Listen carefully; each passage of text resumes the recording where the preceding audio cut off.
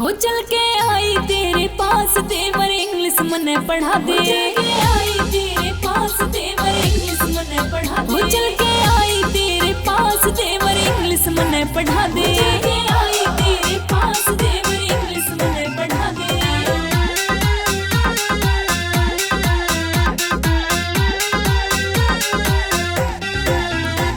ना ABCD आती पूरे दिन मगज खपाती।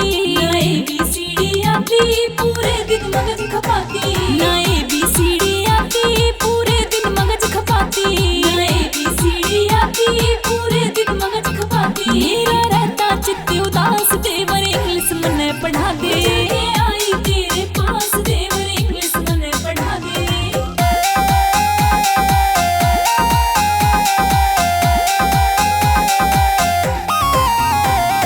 टीचर रोज पिटाई ना अब तक इंग्लिश आई। टीचर रोज पिटाई ना अब तक इंग्लिश आई। टीचर रोज पिटाई ना अब तक इंग्लिश आई। टीचर रोज पिटाई ना अब तक इंग्लिश आई। करा दे थोड़ा सा अभ्यास देवर इंग्लिश मने पढ़ा दे। आई तेरे पास देवर इंग्लिश मने पढ़ा दे।